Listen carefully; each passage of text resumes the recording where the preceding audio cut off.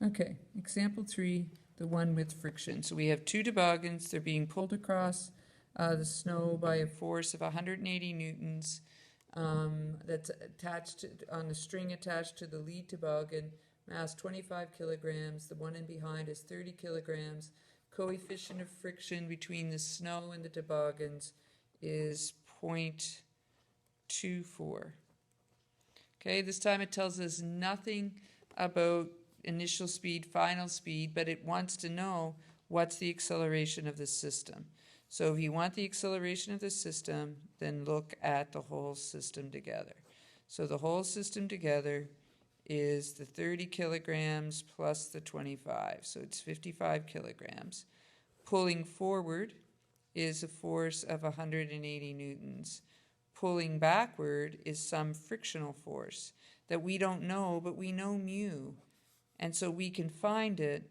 We haven't had to do some of the forces in the y direction in a long time because the questions we were doing didn't have friction, but now this one does. So we need Fn. So some of the forces in the y, these toboggans are not moving in the y. So Fn minus Fg will equal 0. So Fn will equal Fg will equal mg. So now you can go to sum of the forces in the x, and you can get that value. I'll get it up here in a second. So it'll be F minus friction is equal to max, and we're looking for A. So F minus mu Fn is equal to, or divided by m.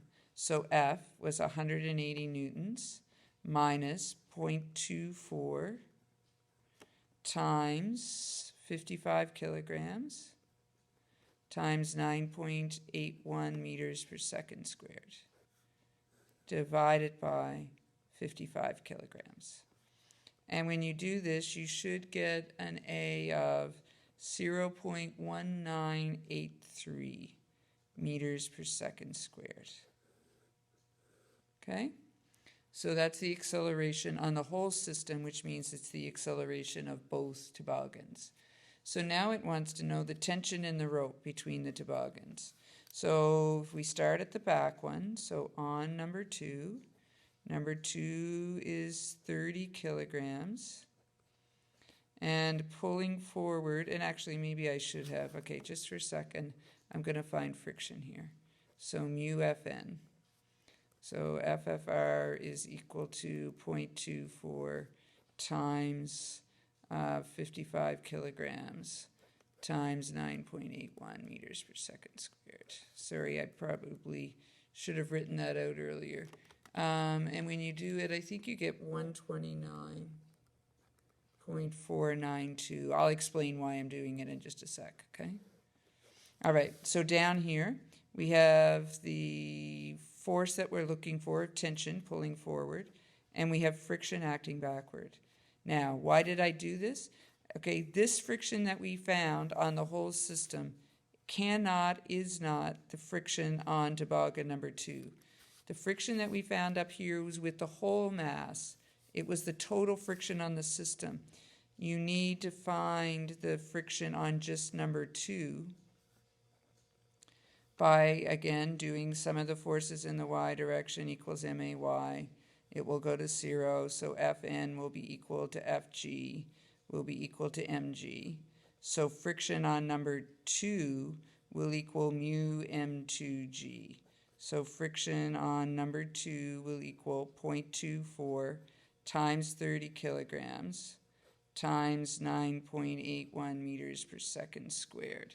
So 2.4 times 3 is 7.2 times 9.81 is 70 so the friction on the second one is 70.632 newtons, right? It only makes sense that it should not be as big as the total friction because the first guy needs to have some, but it makes sense that it should be more than half because the second one weighs more. So now we can go to sum of the forces in the x direction, and it will be equal to m2a, and so there'll be the tension pulling forward minus the friction on number 2 pulling backward is equal to m2a. So Ft will equal m2a plus the friction that we just found. So Ft will equal 30 kilograms times this 0.1983 meters per second plus 70.632 newtons. And when you do this, you should get a tension of 98.18, and I think the 18 is repeating newtons. If you want to check it, you would look at number 1. Number 1 was 25 kilograms. It has the 180, make this an equals. It has the 180 newtons going forward, and it has 2 forces going backward. It has the F tension that you just found, and it has the friction on number 1 that you would need to find. Okay, so friction on number 1 is going to equal mu Fn of 1. Some of the forces in the y direction will tell us that Fn1 is going to equal Fg1 or M1G. So friction on number 1 will equal 0.24 times 25 kilograms times 9.81 meters per second squared. So the friction on number 1, what was it?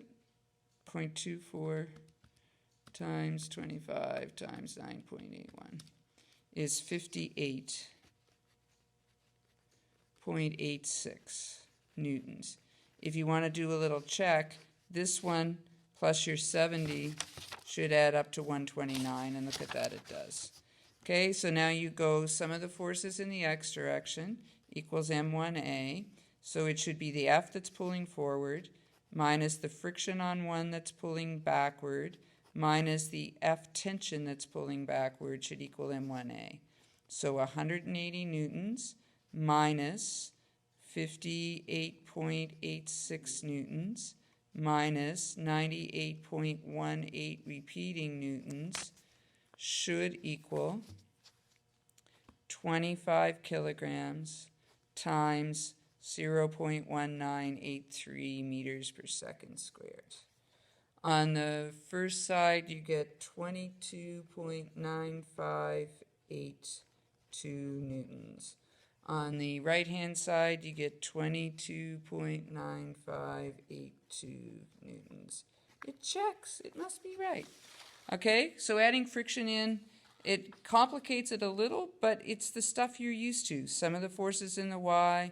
The key is, once you get the friction of the whole system, please, please, please, that is not the friction of both parts. The friction of the 2 parts need to add together to give you the total. Okay, so I now want you to try this back one. Plus, I'll give you a couple of others. Okay, so try this back one to see how you can do with friction.